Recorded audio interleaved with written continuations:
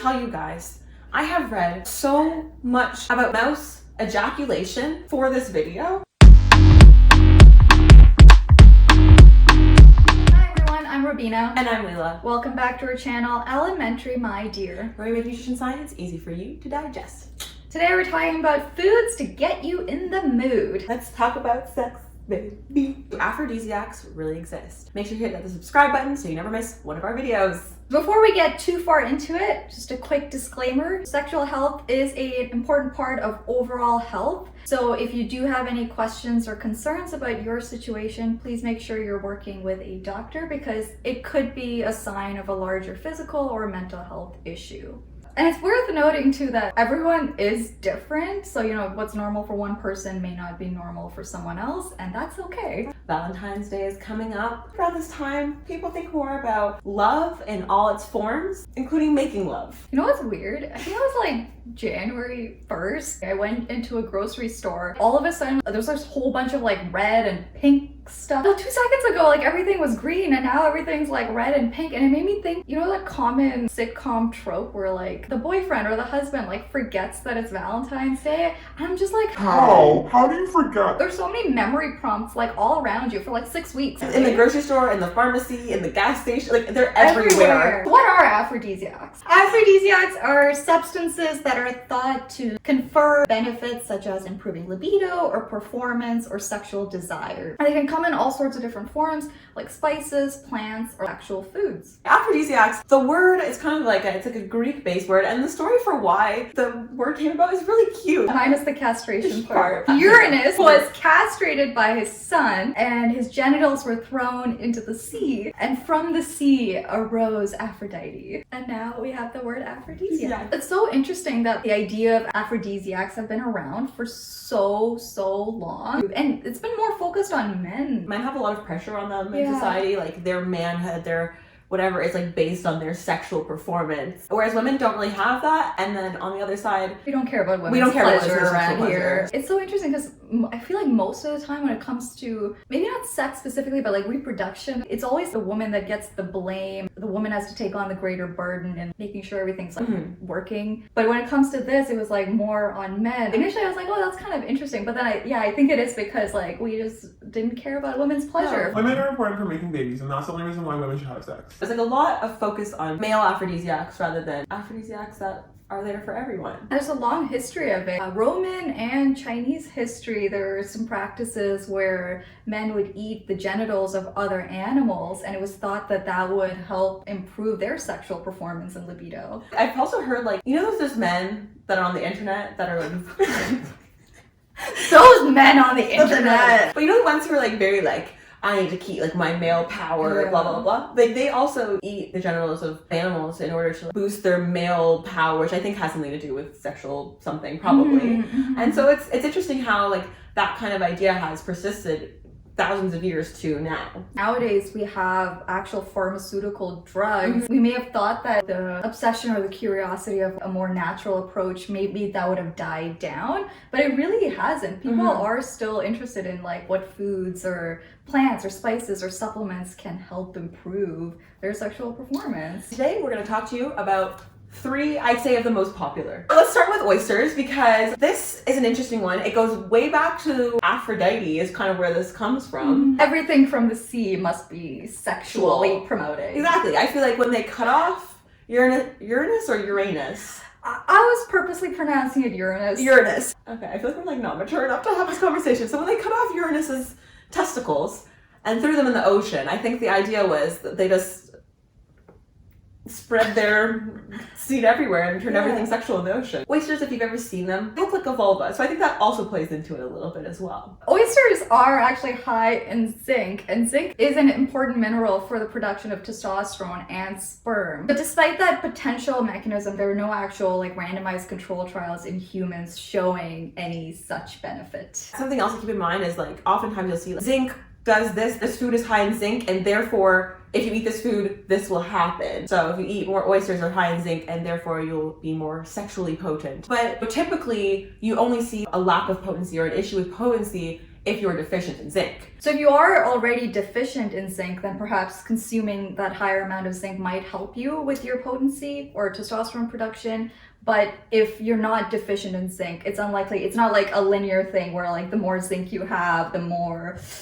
I think that's interesting though. I think like all supplements and things are kind of marketed like that. I think a lot of like the hair and nail supplements, like biotin and stuff, is like that too, where the research is like, oh, for people that are deficient, supplementing with that can help their hair not fall out or something. They market it as like, if you want thick hair, take biotin. Oysters, I think, also are an interesting story because they show like what we talk about on a weekly basis, where like a very niche study happens and it gets extrapolated in the media in some weird way, and we end up with something that's completely different. One day there was a scientist, I do not recall his name right now, but he did a study in mussels, which are also bivalves, so they're like little things like this, just like oysters are, and found that they have a component that in high concentrations given to rats make rats produce more sex hormones, turn into oysters or aphrodisiacs in human beings. Another stretch that we see with oysters is the serotonin, because serotonin is an important part of the neural pathways that are involved in the pleasure response. So again, it's thought that, you know, consuming oysters will boost your sexual pleasure. There have been a couple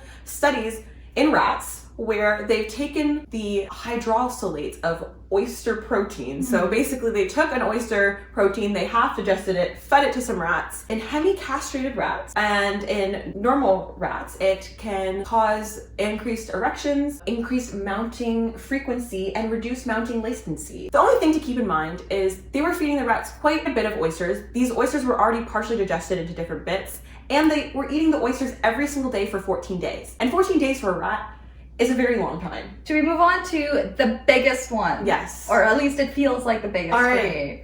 Chocolate. It's like associated with mood. It puts you in a good mood, and I would say makes chocolate an aphrodisiac. From what I understand, like that's why chocolate is like a common gift or whatever on Valentine's Day, because it is considered an aphrodisiac. Exactly. It's a little bit like... Yeah, it's a little less cute now that I Yeah, said think that about out it. loud. Like thinking about this, like, you know, you shouldn't have to give like foods for people to want to have sex with you. There might be some truth to that whole concept, because chocolate does have biogenic amines that are thought to increase serotonin levels in the brain. Serotonin is thought to be linked to women's sexual pleasure because we find serotonin in the genital tract of females. Makes sense to me. Yeah. I like chocolate. This is one that's interesting because it has actually been studied in human beings. There's a study that asked women if they consume chocolate daily, and then also questions about their sexual functioning, and it seemed like there was a relationship where the women that consumed chocolate on a daily basis seemed to have higher sexual functioning,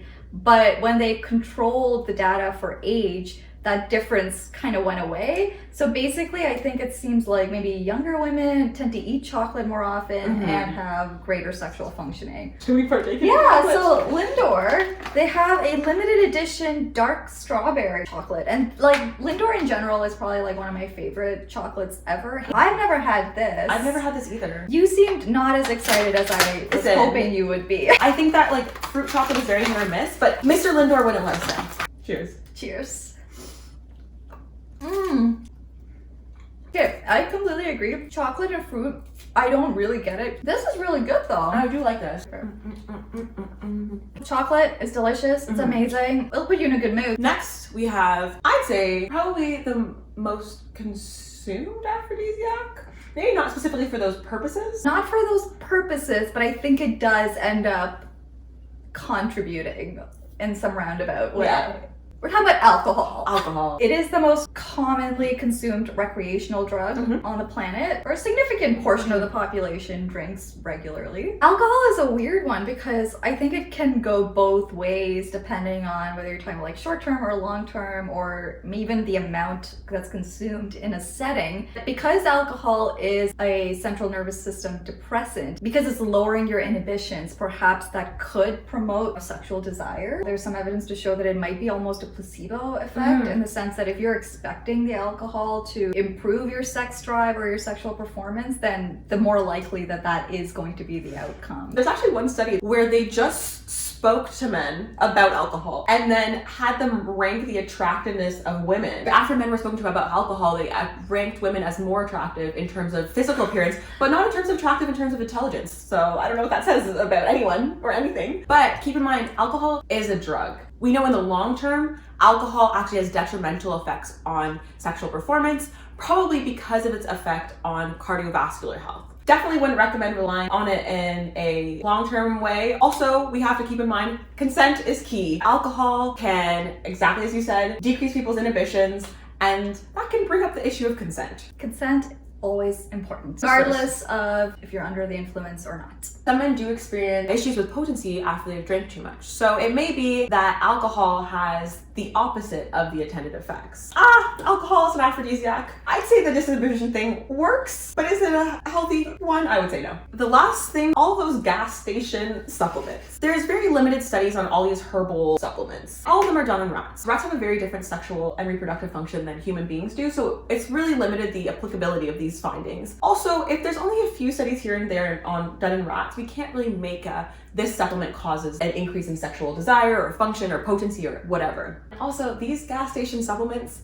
aren't exactly regulated. And when these supplements are not regulated, there's no way to verify what's actually in them or what the effect might be or what the appropriate dosage would be to avoid harm. There have been cases where we've seen harm from people resorting to these supplements. So if you do have a concern about your sexual health, please do work with a doctor to find the most evidence-based and appropriate treatment for your situation. I think it's the one time we're going to say, don't go see your dietitian. I mean, if zinc deficiency is a concern, perhaps a dietitian could help you fill in that gap. Beyond that, with where we are with the evidence at this point, I think going to your doctor would be the best bet. Some of those underlying issues could be things like cardiovascular disease, anxiety, depression, other things like that. And those are all things that your doctor is there to treat. One thing that I've learned from this is that aphrodisiacs are largely mental, and sex is so mental. So just thinking that something is going, or I guess someone as well, if you're just thinking that someone or something is going to put you in the mood, we'll probably do it. Thank you so much for watching. Be sure to like, comment, and subscribe. Hit that notification bell so you never miss a video, and follow us on Instagram and TikTok.